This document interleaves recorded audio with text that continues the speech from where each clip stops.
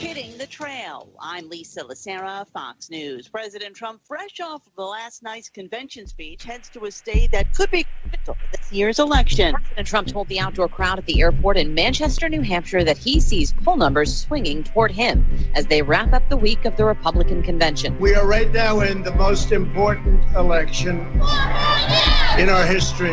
The president again focused on protest violence, calling demonstrators who confronted convention goers Thursday night as they left his acceptance speech, including those who tried to get physical with Senator Rand Paul, thugs. Because the Democratic mayor of Washington, D.C.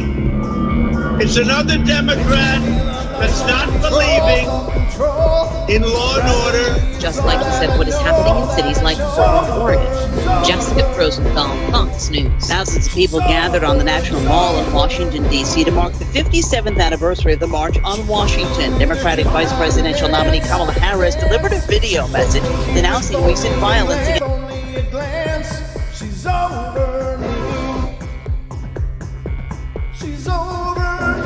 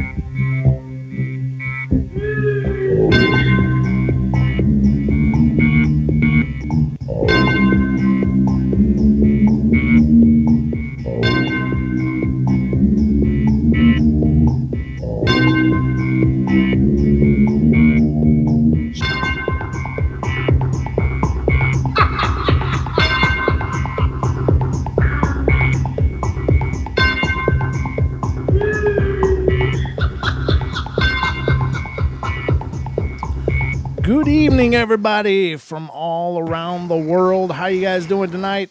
Welcome to the Paranormal Portal. I'm your host, Brent Thomas.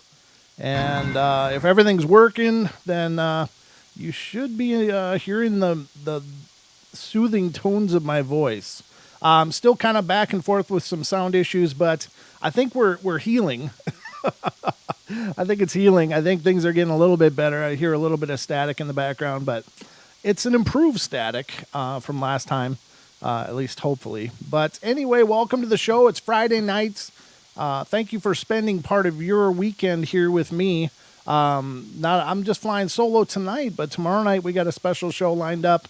We'll be welcoming Mr. Cade Moya of the Believe podcast.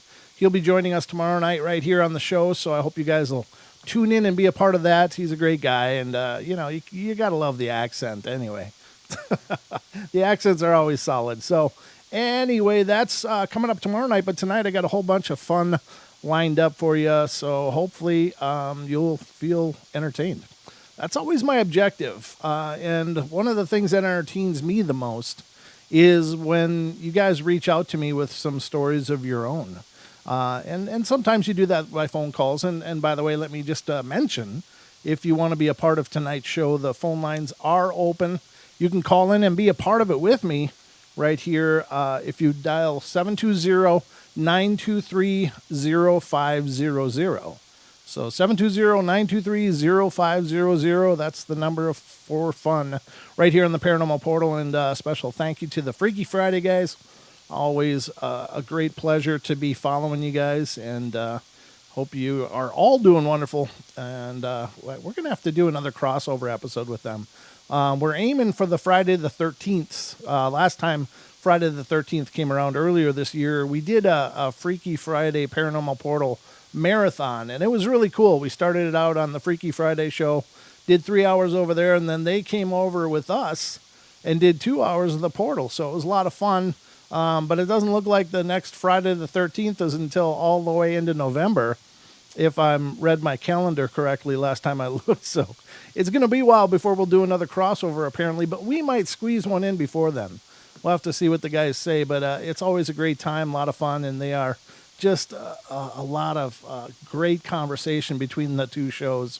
It's this melding of minds. So between all of us, we've probably got a mind and a half to work with. No, they're brilliant over there. I'm just not giving ourselves much credit. But anyway, I want to start out with an email that a listener sent in, and this is a second one that they sent, and I love these because they're so powerful. I love the stories you guys send in because you're experiencing. You guys are the ones that have experienced this stuff, and to me, it's really cool. And it's also, I'm very honored to receive those. Because to me they're very sacred, and I guess it takes a bit of trust, right? To trust somebody with some story of your experiences and stuff. So I'm going to share it with you guys because that's the kind of love we got here on the portal. But let me blow this up a little bit. All right, so this is coming from a listener. Let's see, and it's Cosmic Graham is the listener, and she's sent me one story which was really cool. A very positive story, but she says she's got another one to share here. So she says, "Hi, Brent. I have one more story to share. I wanted to talk about this when I was a guest on the podcast, but I didn't because I knew I would just choke up with emotion. My son died in an accident a few years ago. He was middle-aged, but in excellent health. He was a sheet metal worker and roofer, often roofing on buildings that were 20-plus stories high. And although at the time of his passing, he was managing the company, he left for work before sunrise and took many pictures of sunrises as well as sunsets. I'm very fond of doing that as well. I lived on the lakefront for years prior to moving out here, and that was my favorite thing, was to go out and watch the sunset and take photos of it, so I can appreciate that. Let's see, where was I? Especially from the beaches in LA County, and he shared these pictures on Facebook. They were really amazing. So we had this memorial on the beach of Ventura where he and his siblings grew up. The ceremony began about 40 minutes before sunset. 3 amazing things happened. We were seated in chairs in a semicircle in front of a table on which there was a tablet showing pictures of his life, and the speaker, a dear friend, stood beside that, and above us was a vast cloud formation in the shape of a V, with the narrow end on the horizon in front of us, and the wide portion exactly over the table and speaker. It was like a big canopy. And the center of the V was filled with this cloud. I hadn't been in Ventura for years, so I assumed the formation was typical for this time of day, but just as our friend finished speaking about my son's life, this huge formation just disappeared. The formation was northwesterly to southwesterly, but now a few wispy clouds were in an east to west direction. There was no wind at ground level. Besides loving sunrises and sunsets, a couple of times my son had made a cloud form and rain from a clear sky when he was about 14. Wow, that's pretty amazing. So I felt that this cloud canopy was his message to us. The second amazing thing was that during the memorial, there was a single cloud to our right that looked like an angel. I didn't see it because it was a little behind me and also dissipated along with the canopy of clouds. But 2 people who had been sitting on my left, to the left of me, told me about it. The third amazing thing was that, in memory of Sean, we remained seated for 15 minutes and watched the sunset. And we saw the green flash. The green flash is a rare event that requires just the right conditions, just as the sun sets. to see the sunlight change in color from red, orange to green for about 1 or 2 seconds. These 3 anomalies were a beautiful way of Sean telling us that he had transitioned to spirit and was happy, so we didn't have to grieve, but could go on with our lives here, awaiting the time when we would see him again. Thanks again, Brent, for sharing the stories of your listeners and guests. That's just beautiful. It is so beautiful. I think they're there. My grandmother was very dear, and I've shared stories of my grandmother many times during the show, not necessarily paranormal related, but just we had this really cool bond and connection, and my grandmother lived right across the street from us, and my grandfather had passed away prior to me being born, but she was always looking out on the water and looking at birds. She was just always looking at birds, and I don't know if she was necessarily a bird watcher, but she was always very interested in what the birds were doing. And she was lived a long life and did eventually pass away. But in her funeral, and I thought this was just amazing because I'd never seen this. Where she was buried was very close to where she lived, just a few miles up the road from where she was on the lakefront. And during the ceremony, as we laid her into the earth at the cemetery, there was a circle of white birds, hundreds of white birds, in a circle above us at the cemetery. And I had never seen that. I grew up in that area. I wasn't sure what kind of birds these were, but they were just doing a circle above the cemetery. And I thought that was so incredibly profound. So I think that there are many times these people, our loved ones, are present and are maybe giving us signs of some measure to let us know that they're okay. I mean, that at the worst, they're not, and it's just wishful thinking. At the best, they are. And these signs and symbols are absolutely their way of sharing that everything's okay. And it goes on. Life goes on. And so, I don't know, there may be people out there listening to this going, oh man, that's some seriously wishful thinking going on. And maybe it is. But what's the harm of that? And isn't it a beautiful thing if it is indeed them reaching out in some measure to say, hey, I'm okay. I'm good. I think it is. But obviously it's an opinion that I want to have. So what do you do? All right. So that was great. Thank you so much. I love those stories when you guys share them. And if you've got a story of your very own, you'd like to share it, or if you've got a bunch of stories and want to be a guest on our podcast, either way, reach out to me via email. If you don't want to call into the live show, reach out to me via email at paranormalportalradio@gmail.com. And, I'd love to share your stories. That's just amazing. It's very powerful stuff.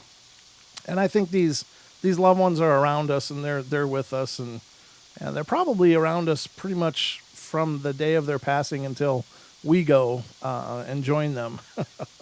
I don't know, maybe. Again, it's a beautiful thought anyway.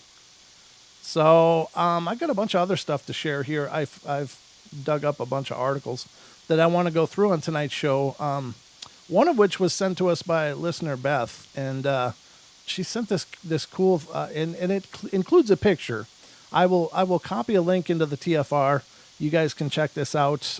If you're in the TFR chat room, go to tfrlive.com/chat if you're not there already, and you can check it out. Where the hell is my chat? Where did it go?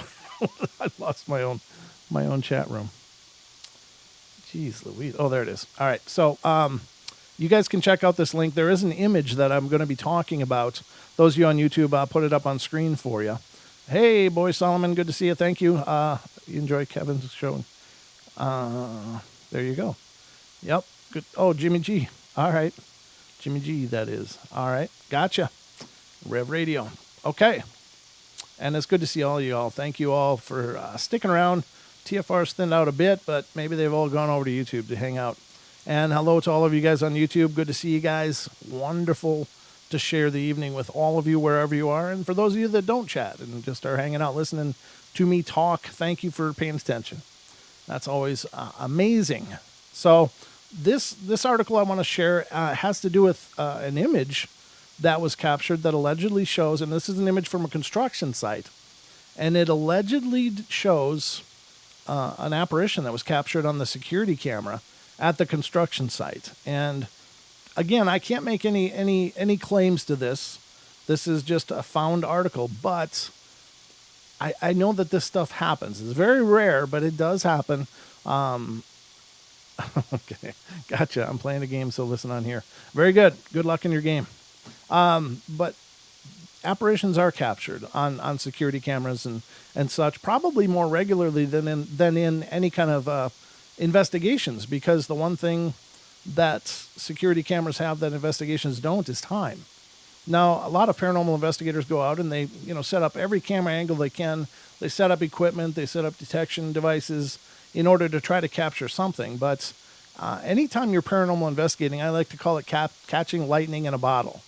It's if you're in the right place at the right time during the right conditions, then you might catch something. But it's very hard to do an investigation and come back with any real solid proof. So that's why even an EVP is really celebrated, because that is proof. That's, some kind of substantiation to the claims. So when apparitions are captured, they are like the holy grail of research.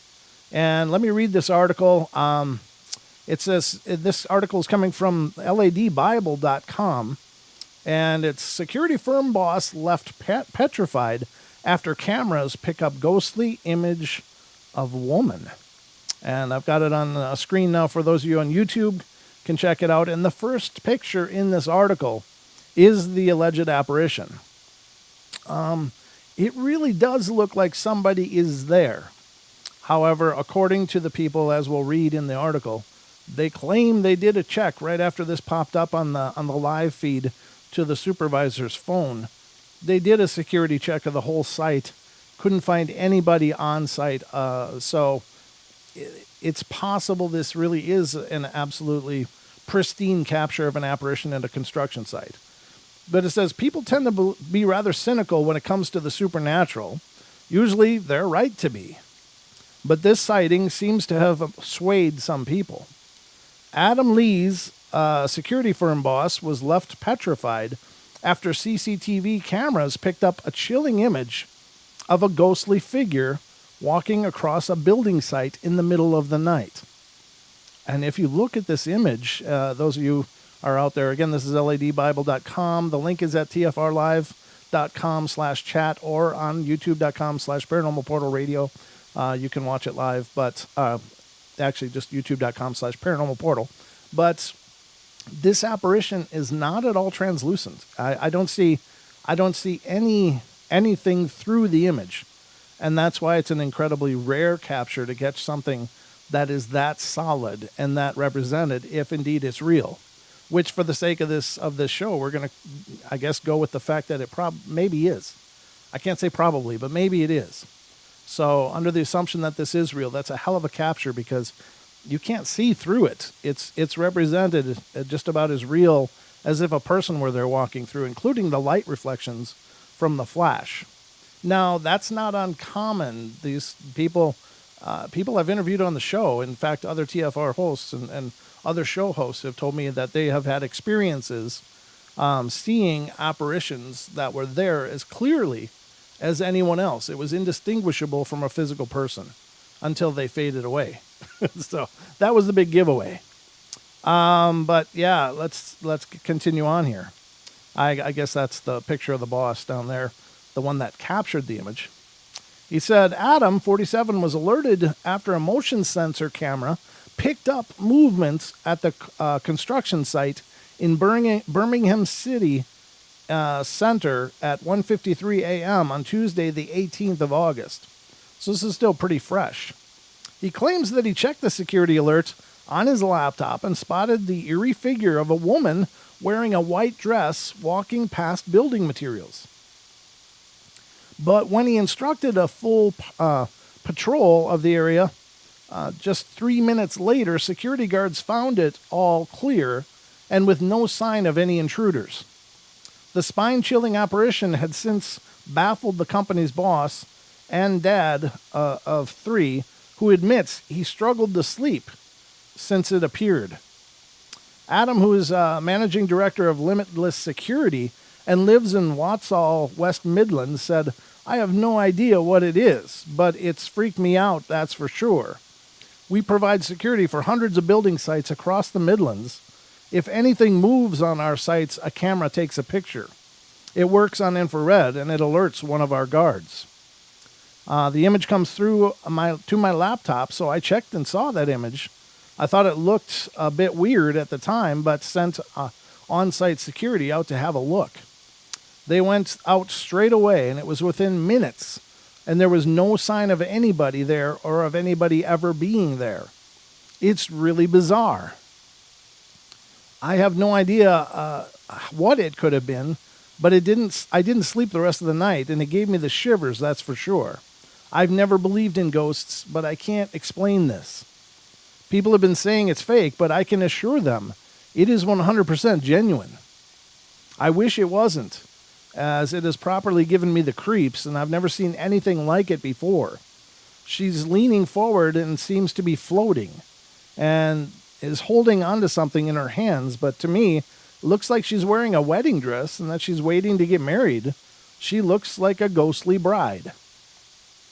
It's the strangest thing I've seen in 5 years of looking after hundreds of sites like this. Imagine looking at this image when you've been woken up at 2 a.m. and are half asleep, and it took me a while to drop off again after that. And I'll get to the next image in a second, but the image has been shared thousands of times after it was posted on Twitter. One person replied saying, "If this is real, that is proper creepy. Ghosts just walking around. Makes you wonder." Another added, "I wouldn't be going back there, that's for sure." Others were more skeptical with someone writing, "Looks like something my 12-year-old nephew conjured up in his ICT class." And another said, "This can't be real, not in a million years." Or could it? Well, now the daughter did post this on Twitter, and you can see that at the bottom of the article. "So my dad's building site in Birmingham has a CCTV camera alert, which flashes when there's movement, and this morning it took this photo. 10 minutes later, security went to check and found nothing. Weird as heck." We'll just say heck there. But now, this person, I did go check out this Twitter post, and it is indeed out there on this account. This link is active and works. But it's funny how some people just attack it. Now, on the top of the screen, it says, it gives a stamp. So this is an image of a PDF. The image or the document is a PDF. And somebody on there was like, "Oh, yeah," circled it with red and said, "This is your first giveaway. Nice try, but we're not buying it." And I was like, what the hell is this person talking about? Because a security app would probably do that. It would probably save these report files as PDFs. They are a very compact file size, and it's basically an Adobe Reader file. But I think what the person thought was that it was a PSD, which is a Photoshop document. And a PDF and a PSD are two different things altogether. PDFs are just documents. They are a compact document. So I don't see any reason to believe that this couldn't be real. But I thought it was a heck of a capture. I mean, that is really 1 in a million kind of thing, and it's very powerful. Now, I guess if it was me, I'd be looking at what happened on the site, or what is the history of this site that a woman in a dress might be walking through. Was there a church here at one time? Was there something else? Was there a cemetery that used to be here before, and now they're building on it? That's how you get poltergeists. Just saying. That's what the movie said. But great capture. Great capture. And I appreciate that, Beth. Thank you so much for sending that in to us. We did post it or she posted it on our Facebook, and I've shared it as well. But I'm thrilled when you guys do that, because if you guys in your internet wanderings ever run into stuff like this, by all means, let me know. I like these kind of things quite a bit. Man, this connection's noisy. I'm so sorry, guys. I can't do much about it, but maybe if we get a phone call, it'll quiet it down like it did before. So if anybody wants to call in, we'll test that theory and see if it gets rid of some of the static sound. It did last time. But anyway, that's a great one. The same is true for any, let me see. Okay. Same is true for any of your own stories. Of course, I love to hear those. But if you find things, articles and things like that online that you think are interesting, send them over. I do like covering those things on the show. And of course, I can't get all over the internet. So you guys can be my eyes and ears if you are so inclined. I do want to talk about PKE and in specifically a woman named Nina Kulagina.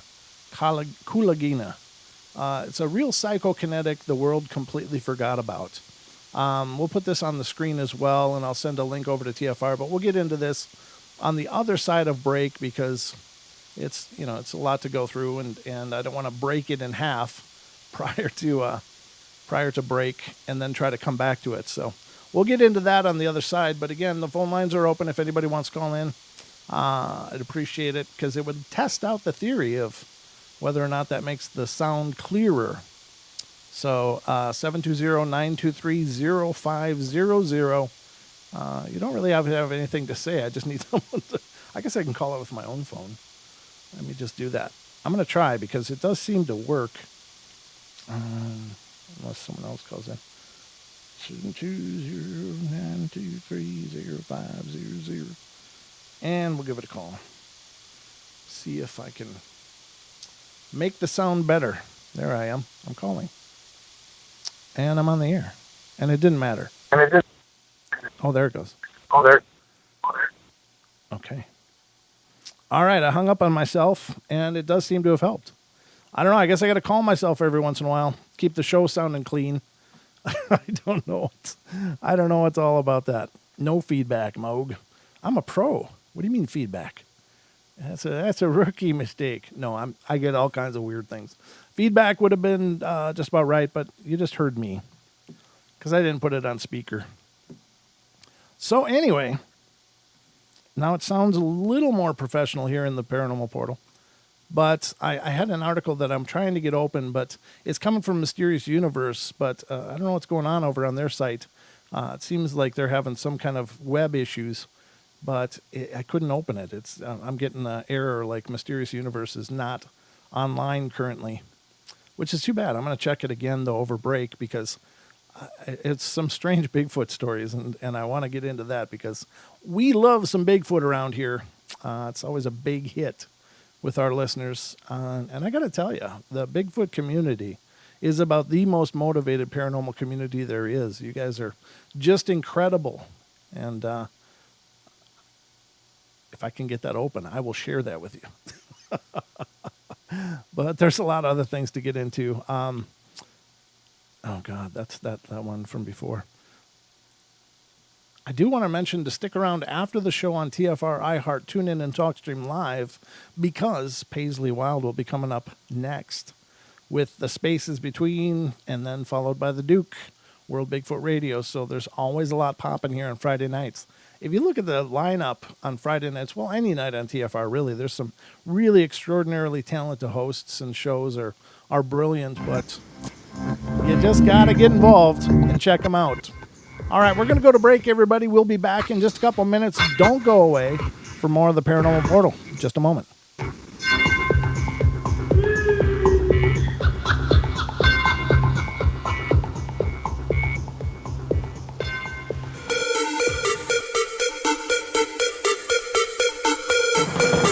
Hey everyone, it's Chris Gio, founder of Truth Frequency Radio and host of Beyond the Veil.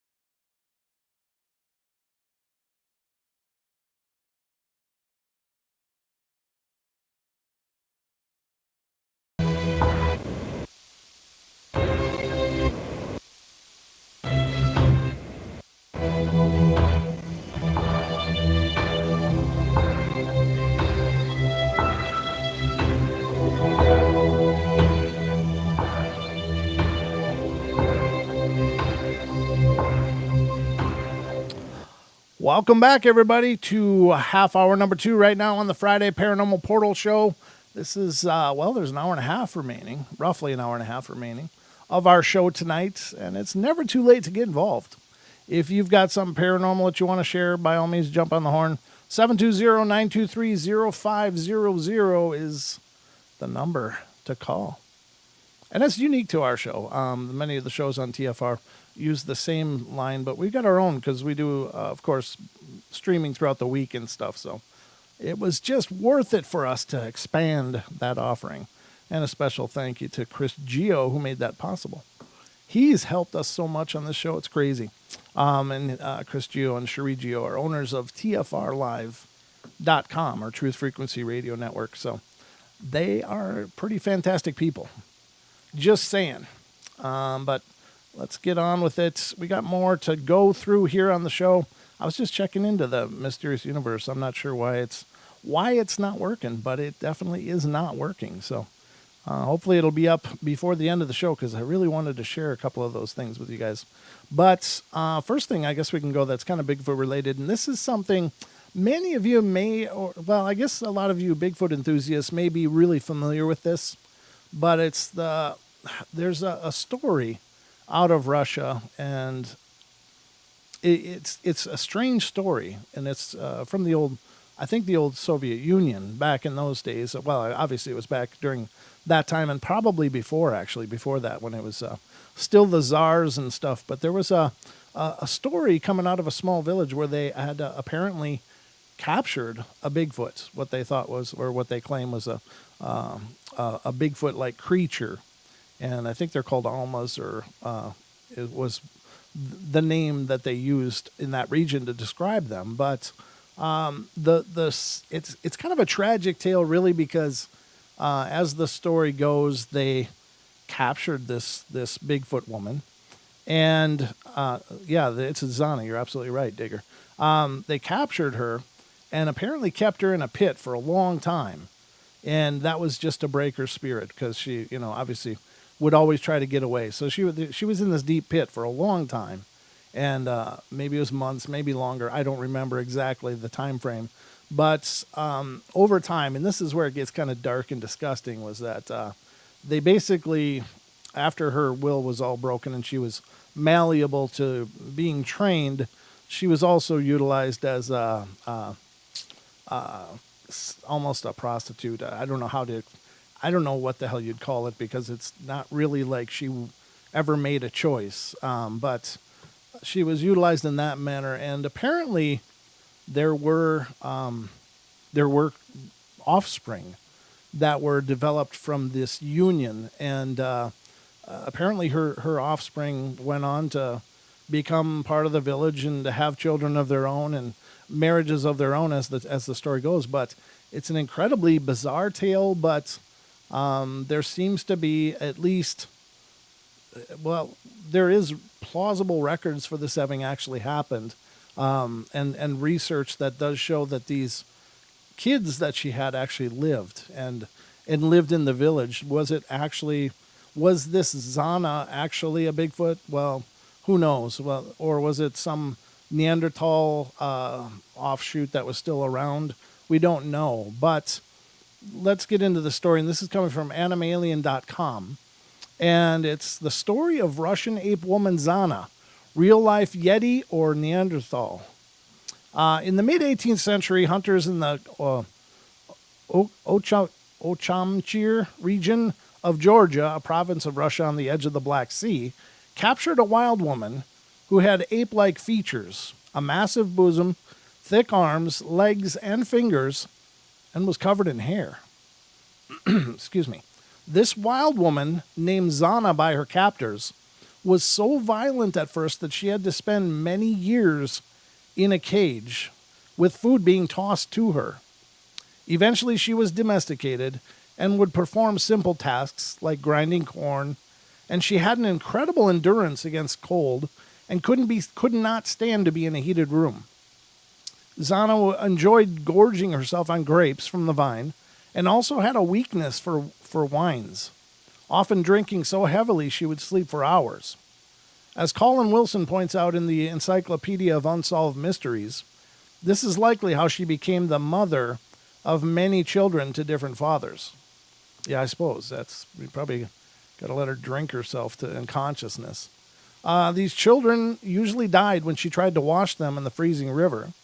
The villagers started to take her children away from her and raise them as their own. And unlike their mother, the children developed the ability to communicate, as well as any other villager. Zana died in the village at about 1890. The youngest of her children died in 1954.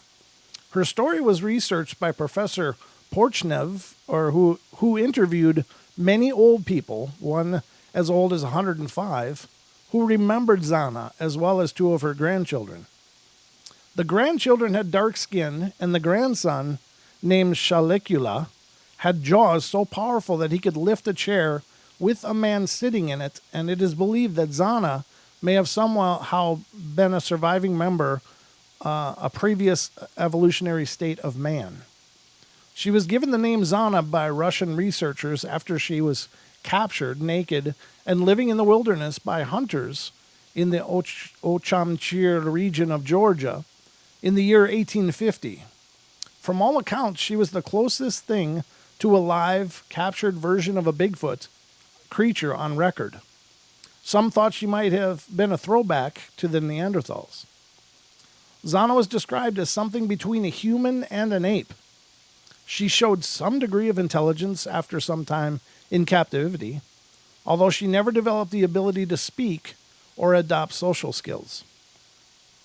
Some said she was capable of doing hard labor, such as grinding corn and farm work, but little more. Even though Zana lived at a time when cameras were around, we could find no surviving photographs of either Zana or any of her 4 children she reportedly bore following her capture. The children were sired by various unidentified males. They didn't want to be named? Can't imagine that would be... Don't tell. I'm not trying to make joke of it. I don't know what to do with it.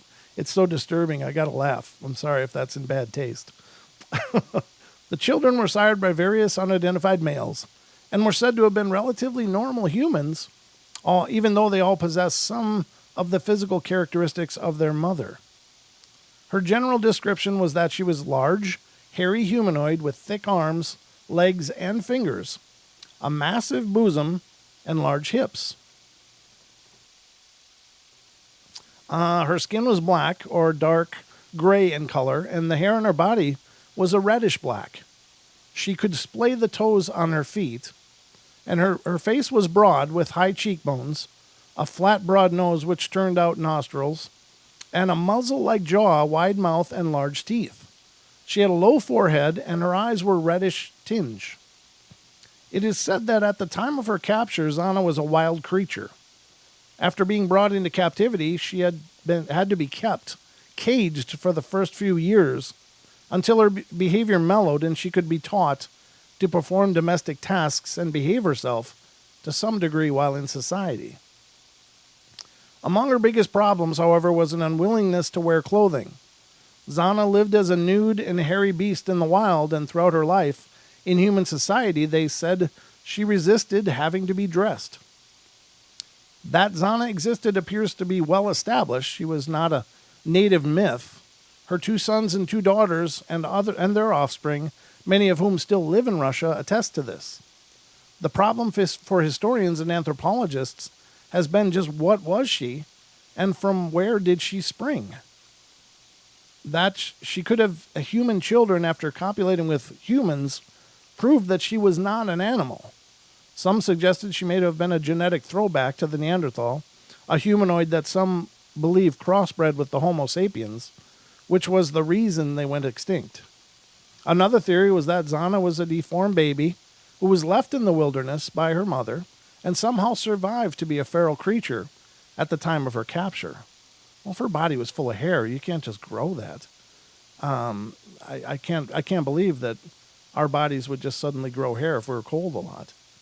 I don't buy that. Russian zoologist Alexander Mushovtsev suggests that Zana was a relic hominid called Abnuaye, or U, Abnau, U. Abnauayu. A legendary wild man of the forest said to live in certain areas of the Caucasus Mountains. These creatures have reportedly been observed and even captured more than once. A Russian doctor, V.S.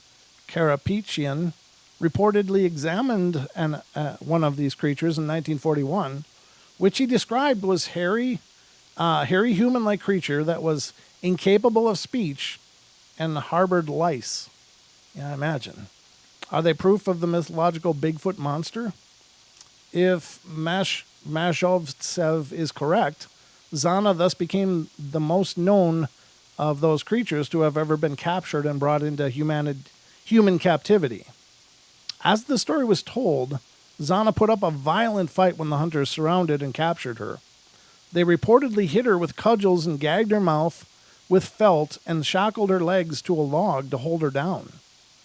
Then she was literally carried back into so-called civilized society, where she was sold like livestock, passing first to DM Akhba, ACHBA, a titular head of the Zadan region.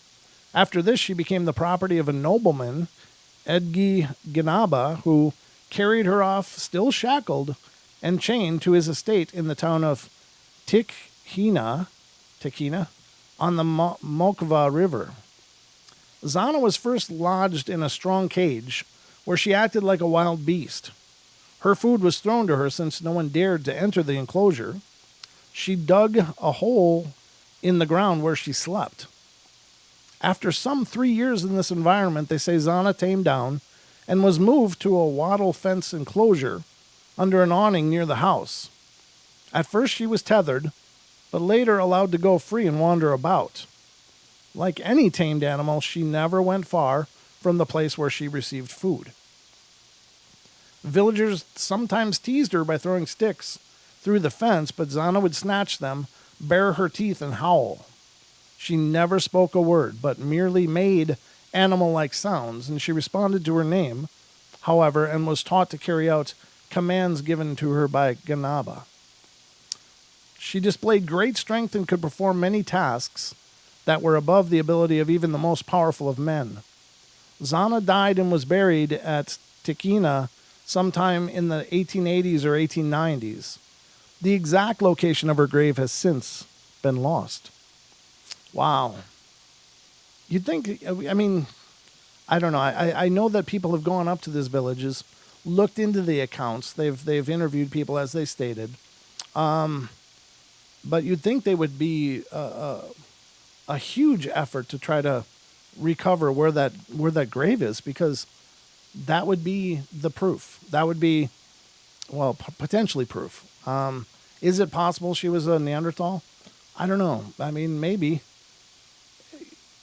Oftentimes Neanderthal are pictured really wrongly. Pictures we see of what people conceptualize the Neanderthals look like are, from what I understand, really, really off base. They're not very close at all. Apparently, with the Neanderthal, the shape of their head, the shape of their skull, would put their eyes, our eyes sit pretty low in our face, but their eyes would be somewhere up in our foreheads. You know, so it'd be quite a big difference between the placement of that, along with other oddities. And apparently, there's a book out there. It's called Us and Them, I think. Us and Them, or I think that's the name of it. Now, the reason why this is a notable book is it's actually a study of the Neanderthal by a doctor, a researcher who, kind of reset the whole record on what Neanderthal was or is. Now, most of what we see displayed as, Neanderthals, if you gave them a shave and clothes, this researcher says, most people believe they could just pass in society as one of us. But he said that actually the physical characteristics would be extreme enough that these would not look like us. They would look quite a bit different and look much more primate than what the artist's depictions of them looking like would be.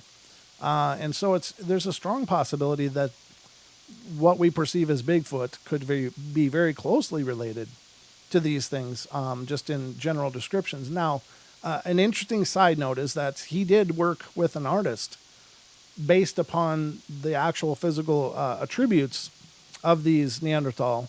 He had some pictures made, and the interesting thing is that people that have come face to face with Bigfoot, or at least one of the types of Bigfoot or kinds of Bigfoot, or, you know, whether there are more types or not, I mean, I don't know, but there are claims that there are quite a bit of physical variation between the different types.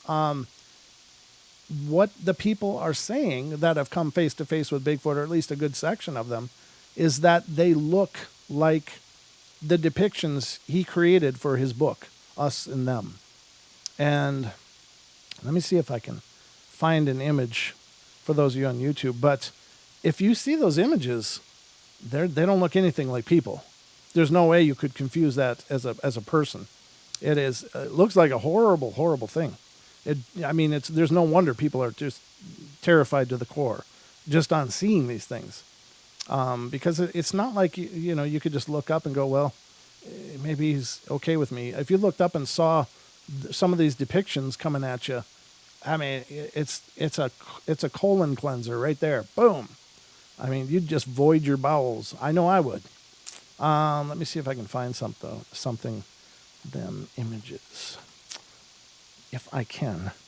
I think that's the right, or them and us. Is that what it's called? Them and us, or us and them? Us and them images, stock photos, vectors. Let's see. I'm just looking for some images that might. No, this is. I probably got it a little bit wrong. What is the? Let's see. Us and them book. Let's see if I can find that at least. No. But anyway, if you get a chance, I'll try to figure out what's the correct name, or maybe someone in the chat knows what the name of this book is correctly. Is it Them and Us? Let me look for Them and Us. With my personal dyslexia with words. Us book. Oh, there it is. Yeah, I'm gonna put this up on the screen, and you guys on YouTube can see it. I'll put it up in TFR as well. I have to look at the time because I'm not sure how much I got left here before the break. But let me get back over to the vault. Put the search into there. That's going to be that's a huge link, guys. Sorry about that in TFR. That's huge. But this for those of you on YouTube and those of you on TFR, if you're looking at that link, these are some of the images of what people are reporting coming face to face with. And that is absolutely terrifying. You look at the eye placements, you look at how that looks. This is what people are saying they are seeing. And that is just incredible. And absolutely horrifying. So, I don't know about y'all, but if that was me seeing that, I don't know if it's going to load a big picture or not. No. What? Yeah, well, no, it's not going to give me much of a picture. But those are some pictures you guys can see what they look like. They were not like you give them a shave and put them in a suit and you could go to church with them or something. They're going to stick out. But I think that's interesting. The story of Zana, the story of the offspring. Again, we've gone over it on the show before, but there's a claim coming out of China of some crossbreeding as well, and I'll see if I can find the video link over the break that we could go through a little bit of it. But apparently the story goes there's a woman in a village in China up in the mountain regions, and she was abducted by a Yeren. And Yeren is the Chinese version of a Bigfoot, and apparently was taken advantage of several times, but was able to get away and return to the village, but she came back pregnant. She did have the baby, and there is video footage of this baby, this offspring, and it's not a baby, it's a video footage of it as full grown. And if you look at the physical features, the shape of the skull, the placement of the eyes, how low, I mean, it looks like almost like microcephaly, which is a genetic condition that affects some people, but it doesn't match up when you compare the other physical attributes and such. So it's not just a normal genetic aberration. He's very lanky. He's very, I don't know, very primate-like.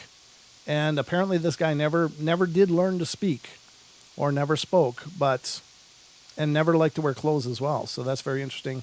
Apparently was quite strong as well, but I'll dig that up, and we'll try to get into that a little bit, and I'll put a link into YouTube so you guys can check that out as well, or into TFR. But there does seem to be, at least according to things that I've found, and claims that are being made, but there does seem to be genetic similarities between us. Now that would coincide with the genetic studies that are claimed to have been done by Melba Ketchum and others, that there does seem to be a common ancestry, at least on the maternal side, that the maternal side appears to be human female, but the paternal side is the weird part.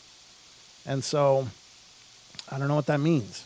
It's pretty curious. It's pretty bizarre, but it does kind of, I know this is way out there. This is like really way out there, but it makes me wonder if that's not one of the reasons that they're being kept off of the books, off of the scientific rosters and stuff, is because there is genetic similarities. And if you look back into military testing, and I go back to like, Nazi Germany, there were attempts to crossbreed people with gorillas, and lots of attempts. And that also happened in Russia, that there were attempts being done to create this amazingly powerful soldier.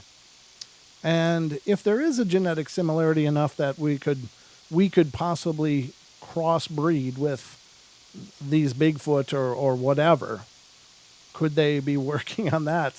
And the reason I'm saying that is because there are laws in place, international law about no human animal testing and all that stuff. But does it count if it's not a real animal, quote unquote? Does that count, or is that a loophole? If it's not a recognized species, does it fall outside of established law? And so I don't know, and I don't know, but that just occurred to me. It's like, wait a minute, what could that be it? I don't know. I mean, I don't like to get into conspiracy stuff because, to me, it's a rabbit hole that I'm not qualified to go into. I don't know enough about all this stuff, and I don't have enough time to learn about it. But that did jump into my head. I was like, well, that might be something. It might be something. But just another theory and a whole bucket of theories out there about this kind of stuff. And I don't pretend to know. I don't know enough, but I don't mind sharing it with you. Cha-Cha says she knows nothing.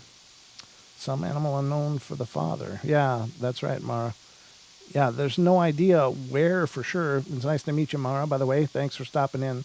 That's a new name to me. And it's great to see all of you guys. But if there is genetic similarities, maybe that's the reason, is because they can fall outside of the established law. And they don't qualify as, the embargo and that type of testing because they're not a recognized species. Just saying. All right. Just my thoughts on that for whatever it's worth. Absolutely unsubstantiated and just the musings of my own lukewarm brain. But hey, TFSN, good to see you in the TFR. But that would be Farm. Farm, you're over in TFR as well. Good to see you over there. But I don't know. There's got to be some reason that these species, with all of the physical evidence, with all of the anecdotal evidence, the reports, people witnessing, footprints, dermal ridges, hair, and potentially other samples that have been captured and tested, isn't that enough? Isn't that enough to get a real concerted effort to establish these species as present and here? I don't know. It is to me. I would think that, I think if you look into the history of, research, biological research, I think they've done a lot more effort with a lot less, and to establish the presence of a new species that's undocumented. So I think it's worth consideration. I can't keep track now. Me either, Bomber. It's my show. What do you do? But we are about to go to the hour break. It's cruising fast today, ladies and gentlemen. I hope you're enjoying yourself, and we'll get into a lot more on the other side. Hour number 2 will be coming up, and I'll just keep bringing you more and more of this. The phone lines are open, 720-923-0500 if you want to call in. You got something to share, some thought about something I'm talking about, by all means, call me. I'm always interested in hearing your opinions as well. But there's the bell. All right, guys, we'll be right back. Don't go away for more of the Paranormal Portal.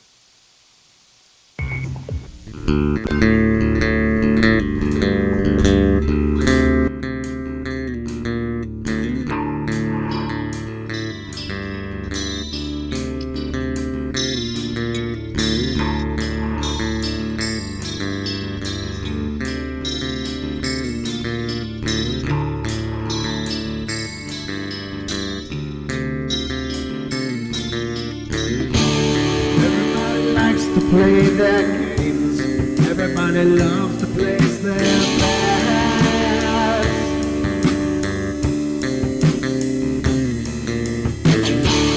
They don't understand the price I paid. They don't care to comprehend.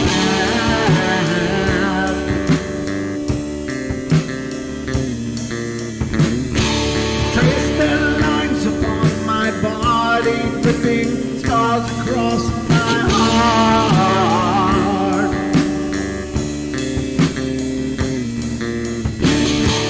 Raging anger boils inside me as their lies keep falling apart.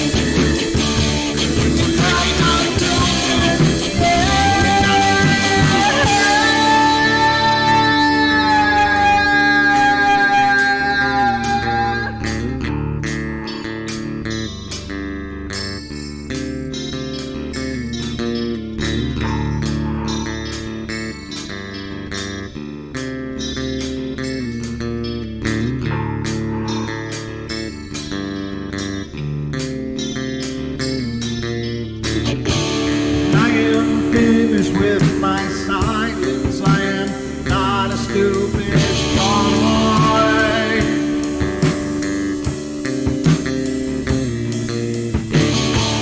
No more breaking me with kindness, just you dance upon my joy.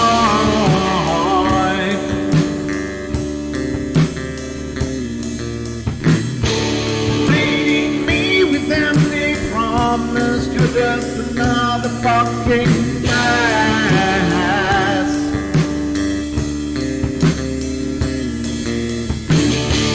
Taking off the slice of my sanity, just make sure that you're well fed.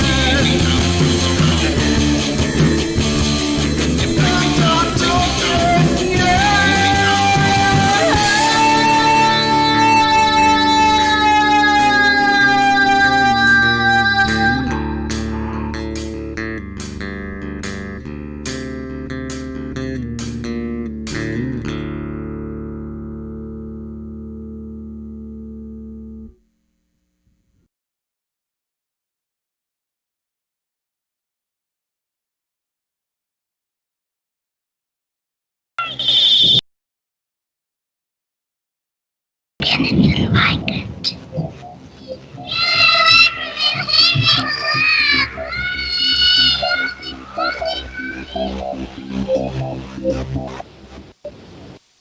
Joanne is not like those she's with.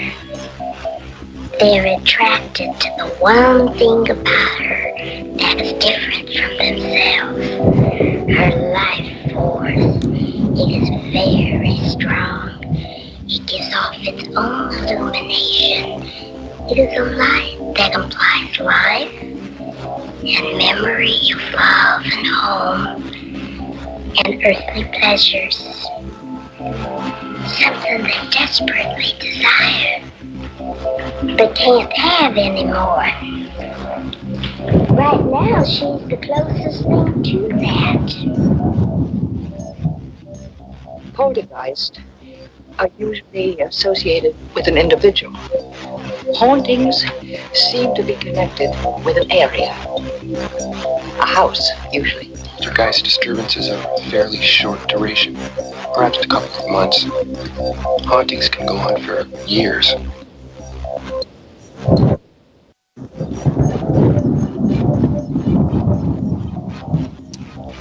And we're back, ladies and gentlemen. Welcome to hour number 2.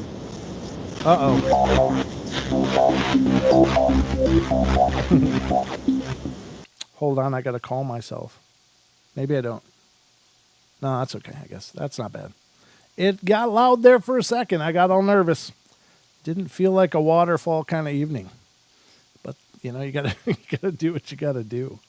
I found a bunch of more Bigfoot stuff that I want to go over tonight. It's been a while since we've discussed the big guys, and I really enjoy talking about those because I think it's I know it's a topic many of you are absolutely passionate about, but I'm also passionate about it. It's just really boggles my mind that all this stuff is going on with these things, and still we don't have much more. But I know, the one good thing is that there's a lot of people out there doing the best they can. And that's the thing. It's like regular people are championing this cause. And I think that makes it really powerful because it's not being funded by science. It's not being, which, if you look at science, everything is bought and paid for, and this is one of those things that I guess if there's going to be an official recognition of this thing, it's best if it comes by efforts of the people, because God only knows how it would be utilized if it was one of those funded things. And by funded, I mean, just the idea that everything in science is funded by somebody for some reason. And while I'd love to believe that it was altruistic and they were just looking for a new species and everything is great and wonderful, but I just can't believe it. But maybe I'll save this one for tomorrow when Cade's on, because that'll be a good discussion point. But I can't do this one because that is a video. I'm trying to find some articles here and with maybe some images. Here's one that talks about a Bigfoot like creatures seen on a highway traffic cam. This is coming from animalien.com again, and it's let me put it up. I'm just going to go through it quickly here. If there's a lot of images I want people to see, I'm going to put a link in TFR for all you on TFR to see. Again, it's coming from animalien.com. Bigfoot-like-creature-seen-on-the-highway-traffic-cam. That's a lot of dashes. But let me put that link over here so those of you on TFR can check it out if you so choose. And I will put it on screen for those of you on YouTube to enjoy with me. All right, and it's on screen. It says, a fascinating traffic camera picture from an Oregon highway might confirm a motorist's report that they encountered a Bigfoot during last month driving around the region. Now, this is coming from actually December of last year, so it's not really a fresh new one. The close encounter took place on November 30th, according to Umatilla, Morrow County Watch, Facebook group that tracks scanner reports in the state, when a citizen made what was defined as a frantic phone call to the local police and said they had just seen Bigfoot. The witness reported that the creature was dwarfing the guardrail and was too big to be a bear. There is an image here from a traffic cam. that is posted on this article. Again, if you've got the link or can see it, definitely check it out.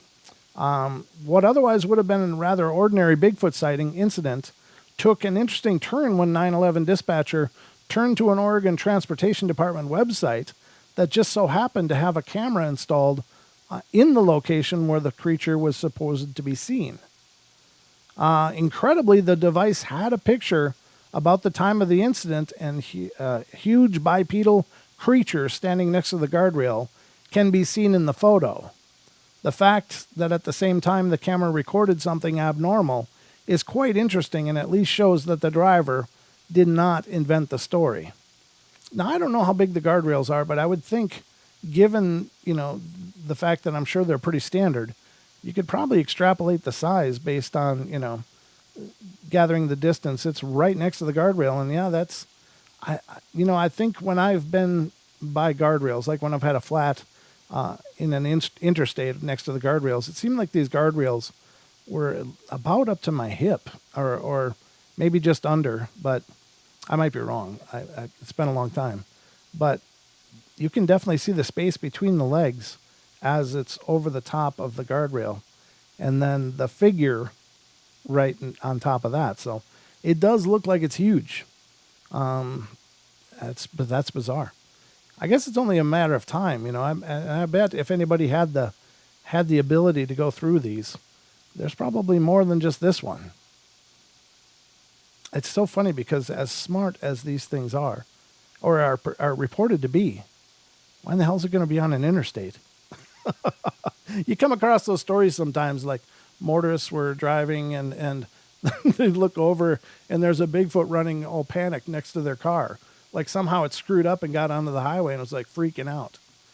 And then that's why I think there might be quite a bit of biodiversity in these things, because you hear about these uber intelligent seeming ones, and then you get, these other ones that must have missed out on the whole brain thing. Because there's like, I can't tell you how many stories I've heard where it's like people are driving along and they see something off to the side and they look over and it's this, wide-eyed Bigfoot running next to them, like not sure what the hell to do. As I recall, one of them was near the site of a dump. Like, so this, I don't know, maybe there's something wrong with the Bigfoot anyway. Like it was already in a bad place and decided to just move in and scavenge off of garbage just to get by. But, and then it got confused and in the wrong place. But I can't imagine what that would be like. Very weird, but that's a pretty decent capture. I don't know. It's really inconclusive just because of the graininess. These traffic cameras are not meant to pick up detail. They're just meant to see what the hell's going on their roads. So they're not, real high resolution. So it is a figure next to the guardrail. It does look big, but there's no way to know if that's a Bigfoot. But it is, again, interesting that they got a call at the same time as, right around the same time this image was recorded. So I think that's pretty cool. They are out there, ladies and gentlemen. They are out there. I'm going to go into a couple more of these because I like them. And I know you do too. Here's a potential Bigfoot sighting in Oregon.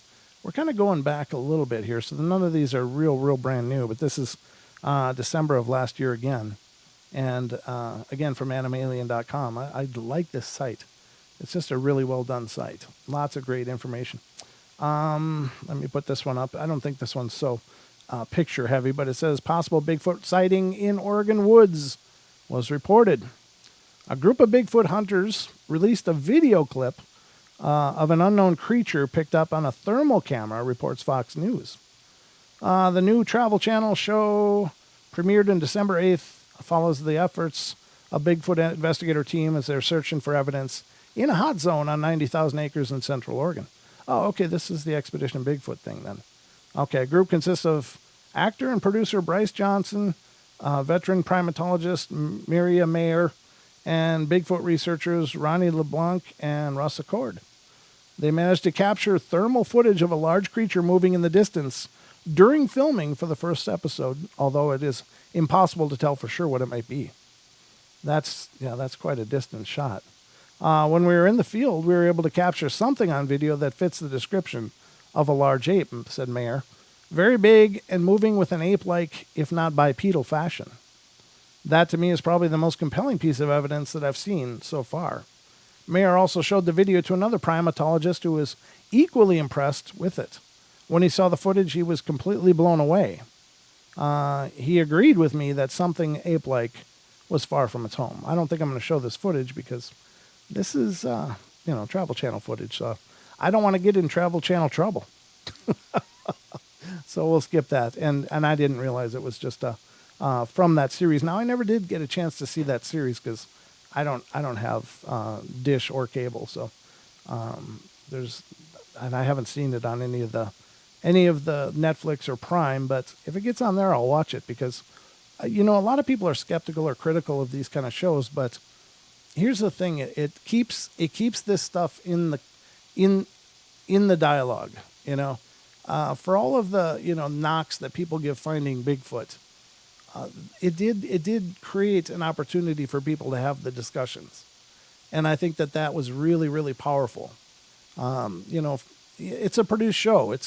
They have agendas, but I think I learned a lot when I was watching that show, just about behavioral things that they would talk about.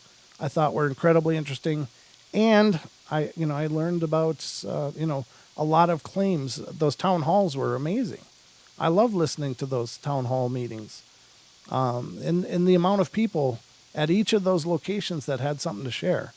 And those are the only ones that made on the show. I mean, there was a lot more claims being made, and maybe some of them were just not believable or maybe wouldn't have made good TV.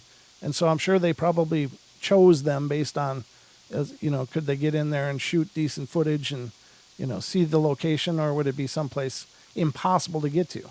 So I'm sure some of those were considerations as to what stories were included on the shows. But I think, again, before that, if you talked about Bigfoot, it was really a sketchy subject for a lot of people. Like, whispers, I think I saw a Bigfoot, with very careful company.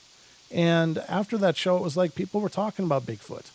It was part of our dialogue all of a sudden. And so I think that was really powerful. That was a very powerful thing. Oh, Jesus. Apparently there's a dog food that got recalled over salmonella claims. So if you've got a dog and you buy dog food, definitely check into that. Make sure it's not your brand. Not that I'm here for service announcements like that, but it came across my desk. I had to bring it to you live and in real time. All right. So, yeah, again, I don't have anything against those kind of shows. I think they are what they are. I mean, you're not, are you going to turn it on and see the first ever footage of a Bigfoot? Probably not. But you're going to see people that are passionate about the subject. They're going to show you some of the things that they do to research it and look for it. And regardless, I know there's always controversy about things like that. And I understand that, but, really, it's just neat that we can have shows like that where people can, talk about these things. And like I said, I learned a bunch from finding Bigfoot back in the day. And it caused me to really research. Great dog food. Cashew in the chat room says great dog food PSA, public service announcement. Yeah, that was me. I'm bringing it all to you in real time, bringing it all to you. That's how cutting edge the portal is, ladies and gentlemen.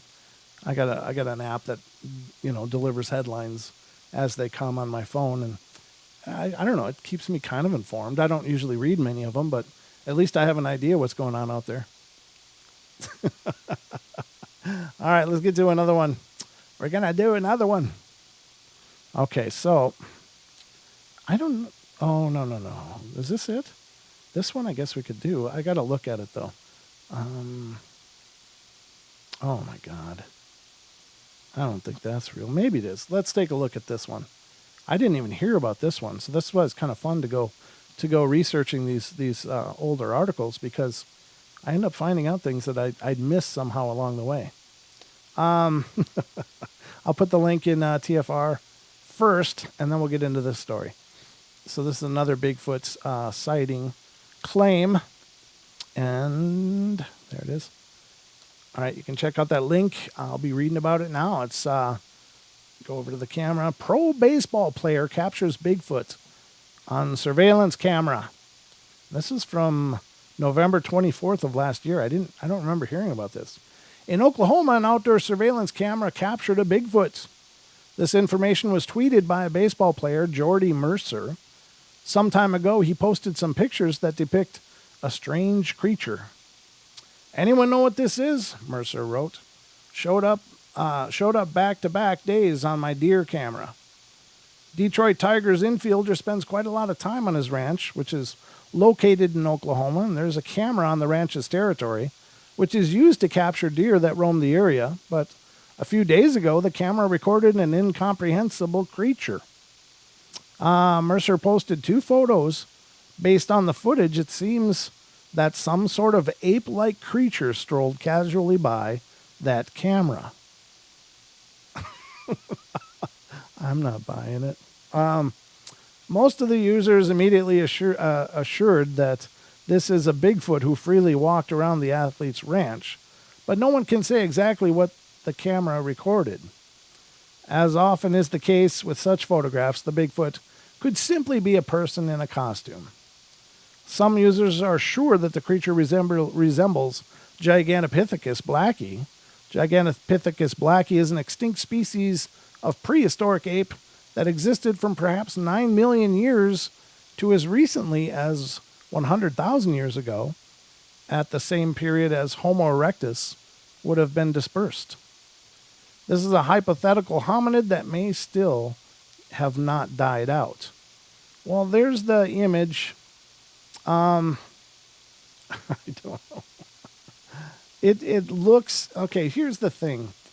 The one takeaway that I've always gotten from Bigfoot claims of witnesses is how lithe and agile they are. This looks like somebody drunk at a barbecue. There doesn't seem.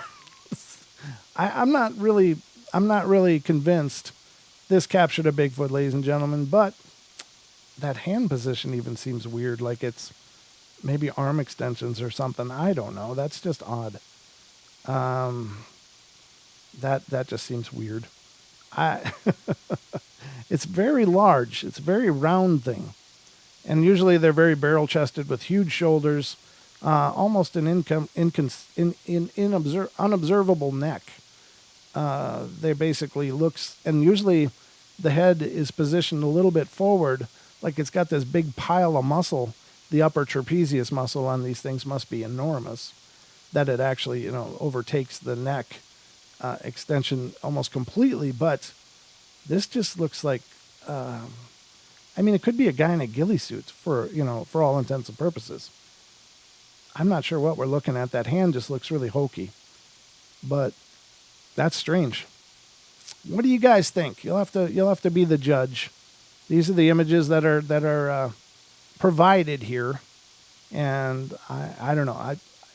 Could this be a scammy, hoaxy thing? Could somebody have hoaxed him? Yeah, I think so. I don't know. Maybe he's known to be into Bigfoot, and somebody just thought, hey, let's go get that costume and go hang out by his deer cam. It just seems to me that that's probably most likely whatever we're looking at here. It just looks, I don't know, all kinds of wrong to me. But I'm going to look at the chat and see what you guys think. I don't think there's much to that personally. That's really crazy looking. So what do you guys think? Is that a Bigfoot in that picture? That's a strong hand. Kate said that's his strong hand. That must be, because it's always flexing. That hand looks like it's just stuck in a flex. Very weird. I don't think that's real. I'm going to go with somebody was playing a joke on him. I don't know that he's lying. I wouldn't say that, but I think somebody's probably just putting him on and getting a rise out of him. It's fine. It's not a harmful prank, but it is weird. Nope. It's a tree stump. That looks like a tree stump in motion, but it's built like a tree stump in that it's just, stubby. it looks stubby and stocky. But the one thing that you always have this forward looking lean that's reported, that looks like somebody just trying to walk really long and far and take big strides. But I don't think it's a valid capture. That's my 2 cents for whatever that's worth. I don't know. I only have a few cents anyway. And according to some, I got less than I think I got. But that's how it rolls. So that's another one. It's, I it's always hard ever to find anything believable. But I like the eyewitness reports, I think, more than a lot of these claimed pictures. Not that I don't think there are pictures out there. I'm sure there are. In fact, I'm sure there's a lot of people holding on to pictures that are not interested in going public just for this reason. People are going to be shredding it, pulling it apart, picking it apart. And if you'll ever look at anybody's evidence that they put out there, people are brutal. People are brutal. Now, there's two sides of that. I mean, I think people are brutal because they're jaded.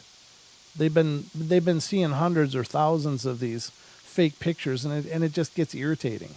It gets to be irritating. It's like, why are you wasting anybody's time with this? Why are you putting out this hoaxy crap? And and most images, I believe you can pretty quickly dismiss the fake ones as fake because they don't fit the narrative. And the big thing is it's got to match the narrative somehow. These creatures are supposed to be lithe, agile, quick, strong. They're built like the Incredible Hulk. They are not generally depicted as beer-bellied, pudgy, looking like they're about to fall into the tub, kind of deals. And sometimes there was one image, one video footage that was recorded a couple of years ago or more, and it was from apparently an eagle nest, and they had this camera fixed on the eagle nest to watch the the eaglets when they're born and stuff. But along comes this guy dressed in all black, and people were like, "Oh my God, I think that's a Bigfoot. I think that's a Bigfoot." And it was a lot of fallen trees in the area.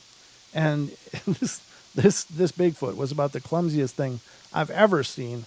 And if that was a Bigfoot, there's no way it survived in the wild that long. Because whatever was walking on those logs was all off balance and couldn't jump, couldn't move, and was it was not impressive. And I was like, no way that's real. There's no way. People seeing these things talk about they move incredibly fast without hardly a sound, and most often with no sound. That they are agile, they can climb, they can jump unbelievably. That was not what I witnessed on that video. So for me, it was just like, there's no way in hell. Now, I didn't jump on there and say, oh, this is a bunch of crap, blah, blah, blah. But I think people get jaded. They just see so much of that, of these people trying to put on hoaxes. And yeah, it makes sense that people get a little short about it. It would be nice if that wouldn't happen, but there are a lot of people that get a real big rise out of that. Like, hey, let's see if they'll buy this, and they try again, and they try again. And I don't know, for whatever reason. That's another Bigfoot story. Let's see what we got for time here. We got 2 minutes, not really enough to get into another one. But when we come back, I found an article that I thought was interesting, and it has to do with, there's a lot of talk and more as time goes on about implants and merging with machines and stuff like that. And I found an article, I thought, oh my God, this is exactly why that's always going to be a bad idea. And so we'll get into that when we come back from the break. But suffice it to say that, plugging yourself into anything is just never seems like a good idea. We'll get into what the article says. I'm not going to give it away because I think it says it all to me. It's my biggest concern. One of my biggest concerns. I'll just say that. But anyway, that is why it's so special to us to have this place here in the Paranormal Portal. Kindness on the internet. Aw, well, thank you. And it's great. I always love looking up and meeting and seeing new people listening and coming into the chats and stuff. That's really cool.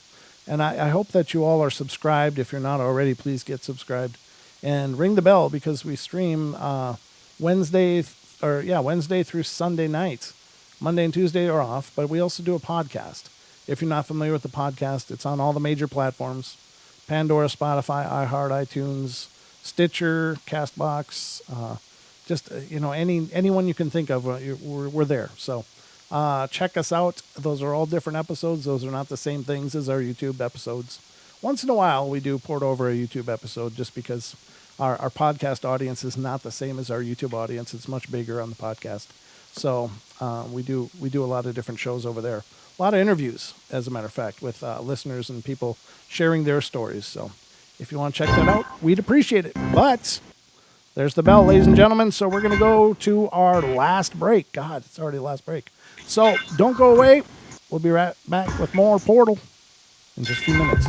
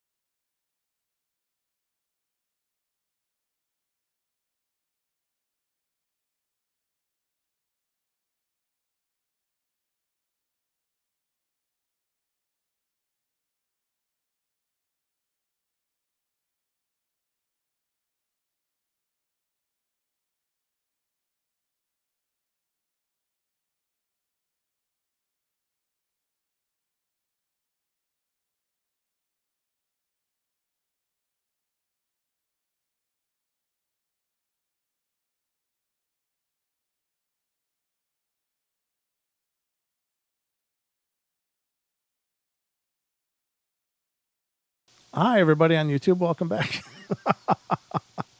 I forgot something. I still got to get that cleared up. Welcome back to those in YouTube as well.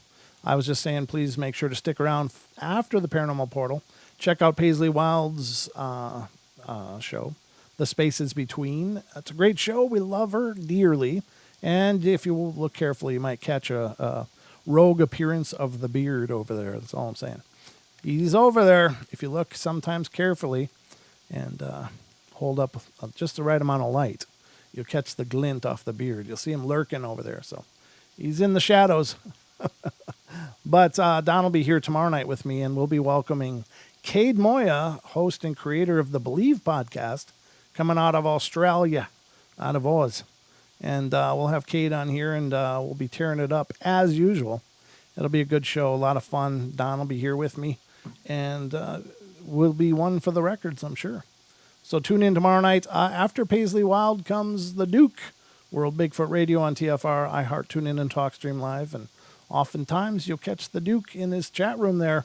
If you go to tfrlive.com/chat, get a username and password, you can hang out and talk with the Duke during the airing of his show. And he often shares pictures and images and background that are not included in the show about the stories that he's covering on that episode. So always a good night on TFR on Friday nights.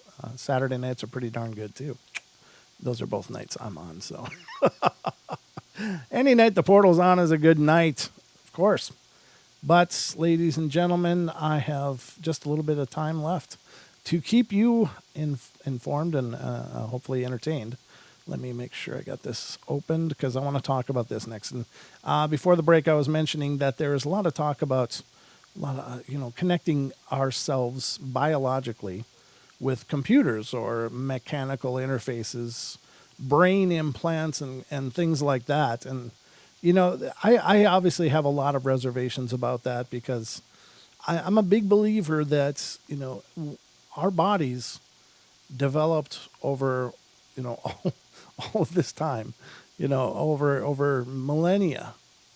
And we did that without microchips and stuff in our heads and without, other implants all over. And, granted, some implants and some mergings of technology help people to recover life that they would have otherwise lost due to any number of issues. And those kind of things I applaud. I think those are wonderful and brilliant, and anything that helps to give someone a better quality of life is amazing. However, plugging yourself in so you can get better email or surfing the web or YouTube or whatever you're doing, I don't understand that. And here's the thing. I think anytime you include something into our bodies, and it can be incredibly well machined and made, but it still may have some long-term interaction effects with our body, even if it isn't biologically outright,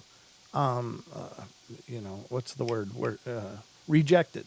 If it isn't biologically rejected, it's still, you're introducing a whole new energy field into your energy field. And I can't imagine that can be a good thing because, we are the product of a lot of development over a long time, and whether you believe we're made or evolved or whatever, it doesn't matter. Either way, this is the form that works. And I don't understand. The other part of it is that how often do you have to change your laptop or your computer or your cell phone? And are you going to keep rotating hardware out of your body? You know what I mean? So those are just a few of my reservations, and my list goes on and on. But here's an actual thing that I hadn't really considered, and I imagine many of you have, but this never occurred to me until I saw this article. I was like, oh, God. This is coming from animalien.com, and it says, in the future, hackers may gain access to a person's thoughts and memories. Hackers. I read that and went, oh, my God, I never even considered that. Could you imagine someone's hacking your dreams? Someone's hacking your memories or replacing memories or screwing up things in your head or any number of things like that. So it says technologies are improving every year, and with them, the capabilities of cyber criminals grow. The day is not far off when a person will unite his brain with a computer. Well, that day's really far off for me, personally. It says researchers at the Waterford Institute of Technology believe that Elon Musk's Neuralink technology for combining the human brain with a computer will make a person even more vulnerable. The developers claim that their technology guarantees protection against the penetration of outsiders to confidential data. However, at first, the inventors intend to use the security protocols that are used in most gadgets like smartphones. Recently became known that hackers can remotely set fire to smartphones or even hack medical robots. Analysts believe that the implementation of Elon Musk's developments opens up opportunities for gaining access, for example, to the data of politicians, the military, and other people. Intrusion by an intruder could lead to distortion or destruction of important information. People's thoughts or memories can be deleted or even edited, and it can also cause physical harm to a person. For example, disappeared data on the person's health will make it impossible to provide him with the necessary medical care. It's a very quick little article, but that had never occurred to me, which is really surprising because I did work in IT for a number of years. But yeah, I mean, it may seem like invulnerable technology by today's standards, but by tomorrow's, I just think of Windows 95. I mean, any of you that have been around for a while, you remember Windows 95. It was like there was no security in that, but they had a password. But you could bypass that, so easily. You could access that computer, replace the file on the hard drive that contains the password with a password of your own, and you could gain full access to the computer very, very easily. And anything with Microsoft stamped on it is obviously a red flag. And I'm not like a Microsoft hater, but they do have bloatware. They got a bunch of ridiculousness, and oftentimes security is an afterthought with most of what they've rolled out, and even stability is an afterthought. But what is that possibility then? If people could be hacked, what could that mean? Well, it could mean, like they mentioned in there, they could edit your memories. So you could make somebody guilty of a crime that they believe they committed. You could make somebody forget about a crime that they observed.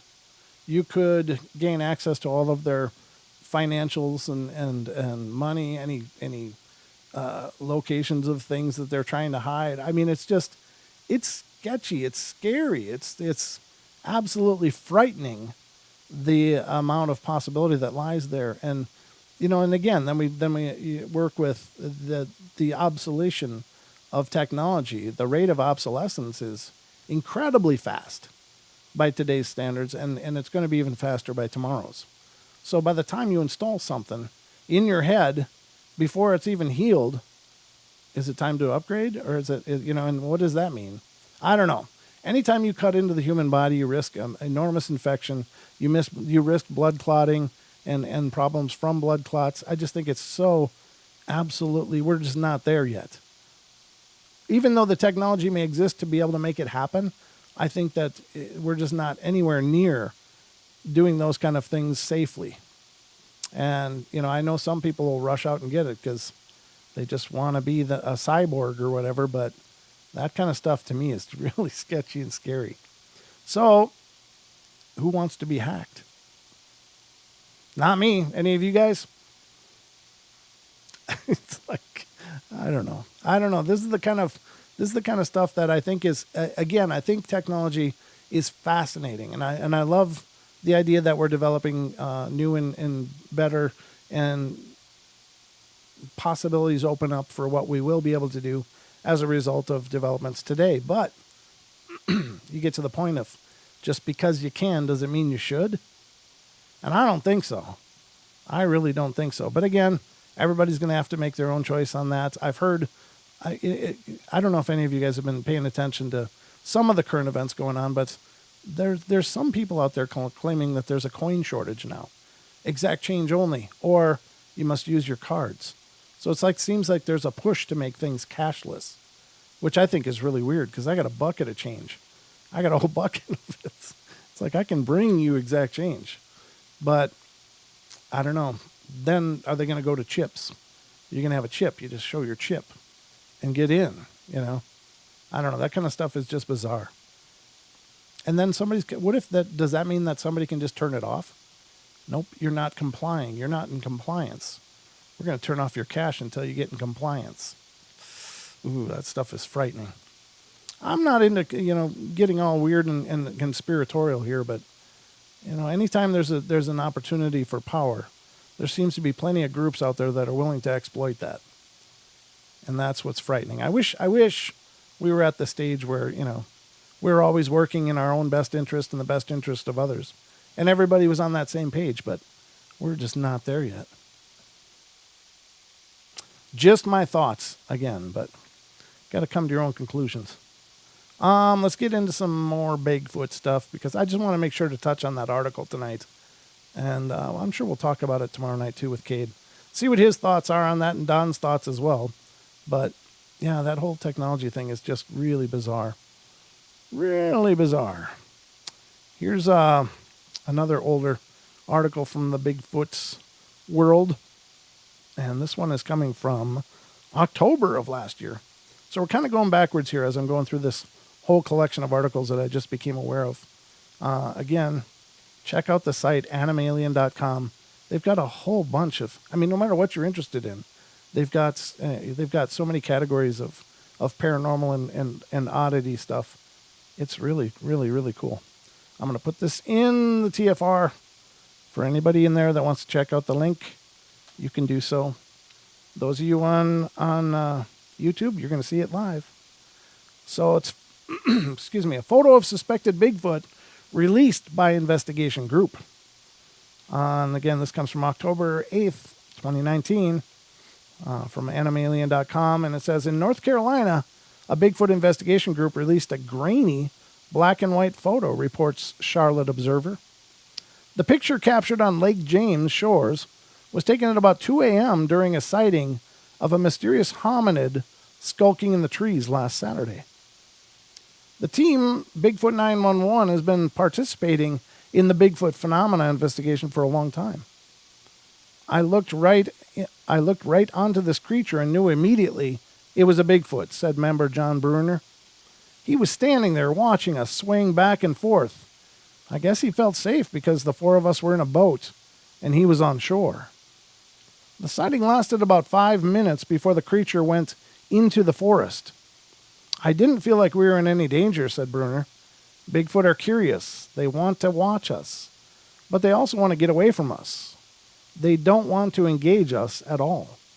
I think that's fair to say. The image is very grainy, but there it is blown up a little bit bigger. If you click on the image, those of you that followed that link, you can click on the image at top and it blows it up. There's a nice red circle, so you can't miss the fun. It's been highlighted for you. These red circles drive me nuts. It's not like sometimes they're helpful, but it's like, yeah, it's there. I got it. So I don't know. It's not moving. There's no motion to this figure. So, but they said they observed it rocking back and forth. Again, that's a real common behavior for the Bigfoot. I don't know if it's that they know they're being observed and they're just kind of agitated, staying loose, in case they got a bolt. But I don't know what distance we're looking at either. But that could very well be. If it's moving and it was 2 a.m. and it's pitch black, then obviously this was captured with night vision. So I assume this forest is black. I can't imagine somebody just being a dork out there in the pitch blackness with no way to traverse that. There was another one like this that was apparently captured from a boat, but I think that one did turn up to be a burned out stump. But it really did look like the shape of a Bigfoot. But that one was only a photo and it wasn't moving. This one was reportedly bobbing back and forth and lasted for like 5 minutes before it disappeared into the forest. And there's that bulk. Here's the head. Look at the size of that shoulder. That is so enormous. That is a big, big shoulder. When you look at the offset from the head to the outside, that's what you'd expect to see on an NFL field, except not pads. That's all muscle. So it's not hard to imagine they could snap trees and stuff. When you look at that size and that power, and again, I'm assuming this is actually a Bigfoot. But yeah, I mean, just the size, the force that they could exert must be just mind-numbing. Huh. So that's a pretty good picture. And again, I would love for it to have been video. It would be neat to see that rocking back and forth. I think, the Bigfoot world could probably take some more cues from the paranormal investigating, ghost investigating world, because there's a lot of different camera opportunities and tools that could do really well for this kind of footage, including starlight cameras. Those I think are most exciting, because if Bigfoot really does see infrared, and it's believed they do, then a starlight camera would not be releasing any light. There would be no infrared burst to illuminate it. It just works on magnifying the available light. But yeah, I mean, excellent. That's a pretty good picture, I got to admit. Just on the cover, on the face of it, it looks pretty interesting. I think it's possible. All right, let's see what's next here. As we continue through our Bigfoot files. Wow. Oh, this is interesting. This is not a Bigfoot, but it has to do with another creature. I'm going to see this, though. I don't know. I'm just looking at it quick. Okay, so it's even got a little video in here. I guess we could look at it. Why not?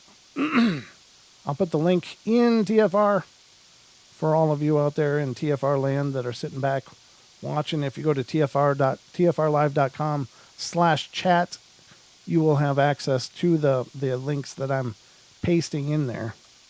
But this apparently is a dwarf that was allegedly filmed by a German photographer.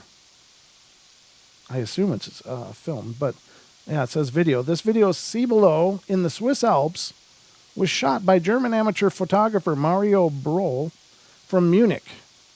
But even despite the clarity and quality, it's very difficult to understand what exactly Mario filmed.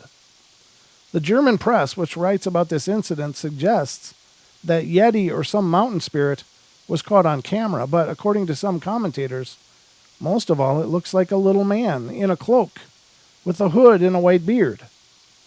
This creature looks like a real dwarf.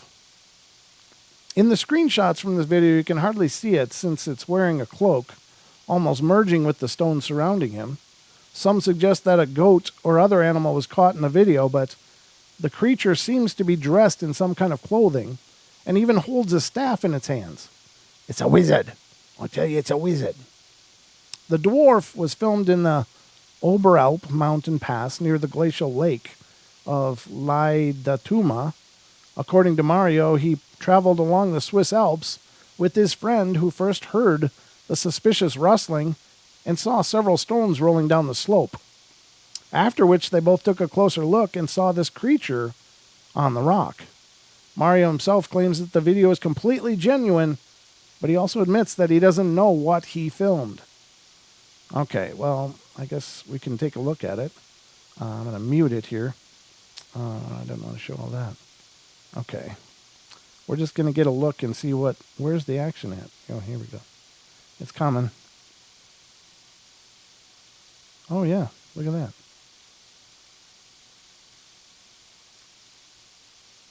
Oh, it does have a staff. That's wild. It looks like it jumps down, right? Huh. Yeah, that doesn't look like fur. It looks like a bag and like a backpack or something and some gear. That's wild. Again, it's hard to get any kind of scale from this. You don't know, I mean, how far away is that? How big are these rocks? But if they're claiming it was a small creature, yeah, that looks like clothing. And it does look like it's holding like a staff up in its arm or something like a walking stick. Huh. Again, very weird. That is really intense. Huh. Well, there you have it. I don't know. I don't have an explanation for that. That's really bizarre. Again, it's a little clip. It's a little piece of something that was going on there, but on the face value. It looks like it's clothing, but I have no idea how to quantify the scale of what I'm looking at. I don't know how big the rocks are. I don't know how big that creature would be. Nobody's going up there for a size comparison. So it's all really ambiguous, but is it possible? Well, we have covered many stories about little people, gnomes. This would seem to be a gnome type of creature if it's got a white beard. I saw something in the face region around the hood, but I don't know what that was. Could have been a hat, could have been a scarf. I don't know. But I do believe these things are out there, ladies and gentlemen. So I know the initial gut reaction is nope, fake, and I get that. I have the same problem when I'm reviewing things like this. That nope, fake, nope. But we've covered this stuff many times. A lot of eyewitness reports of people seeing these diminutive old white bearded guys. Now there is there's like an excerpt which was apparently recorded by a man named Publius Octavius back in like during it was following the Roman incursion up to as far as Hadrian's Wall in England. Apparently upon them leaving and going back, this Publius Octavius was a commander of some sort, and he took up residence in the area around Belgium. And he lived there, and he recorded, like he did a journal. And in his journal was recorded that he'd see this little small white-haired, bearded person. And he said he would observe it tending to the wildlife in the meadow in front of him, and he'd see it working to heal wounded animals and things like that. So, and apparently it got to the point where he was able to have a dialogue with it. And apparently this little guy said he is of a race known as the Kuwalden. Kuwalden was what they identified themselves as, according to this report.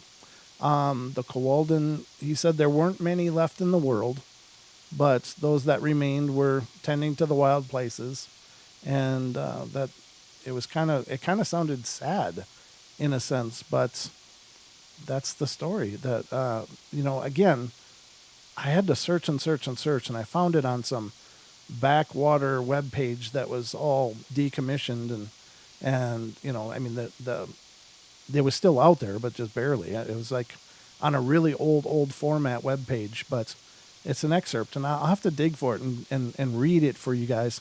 I know I've read it on a show a long time ago, but I just found that so interesting.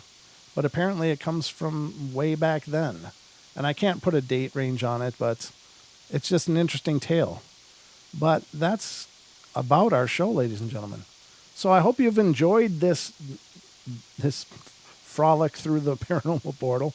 I know I've enjoyed it. I always love talking about these things, and hopefully you guys are enjoying yourselves as well. Hopefully you'll spread the word and let other people know about the portal, and tell them to come on over and check it out. Don't forget about the podcast as well.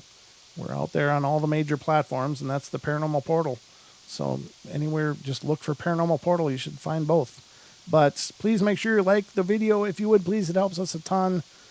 Stick around for Paisley Wild, The Spaces Between, coming up next, followed by Duke Sullivan with World Bigfoot Radio, all on TFR, iHeart. Tune in and TalkStream Live. So go over to tfrlive.com/chat. I know Paisley does her show live on YouTube as well, so you can go to youtube.com/thespacesbetween.